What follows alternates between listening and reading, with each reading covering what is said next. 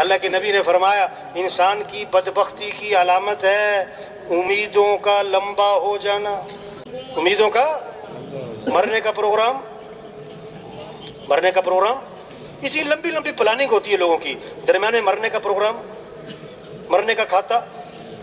دیکھو نا 100 آدمیوں سے پوچھو کتنے جوڑے رکھے ہوئے گھر میں، 100 آدمیوں سے پوچھو نا کہ کتنے کتنے جوڑے رکھے ہوئے ہیں، جوڑے لباس 10 15 20، بعض نے 25 رکھے ہوئے، ہاں کیونکہ جینے کا پروگرام ہے۔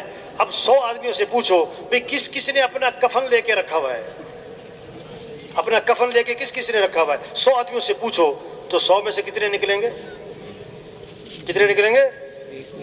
کوئی ایک دو ہوں گے شریف آدمی جو ہیں، ورنہ کفن کیوں نہیں لے کے رکھا، کفن لے کے کیوں نہیں رکھا کہ مرنے کا پروگرام، مرنے کا پروگرام۔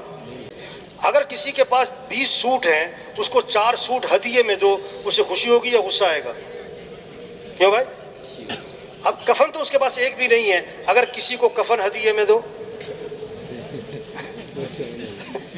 آپ کس دن گھر جاؤ بیوی سے کہو میں تمہارے لیے گفٹ لایا ہوں، کیا کہ کفن لایا ہوں، دیکھو پھر ہوتا کیا ہے۔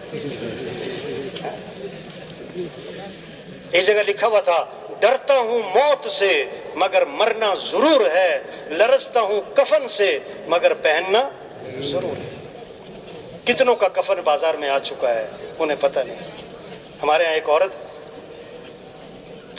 شادی کے کپڑے خریدے، شادی کے کپڑے، جس دکان سے شادی کے کپڑے خریدے اسی دن اسی دکان سے اس کا کفن خریدا گیا۔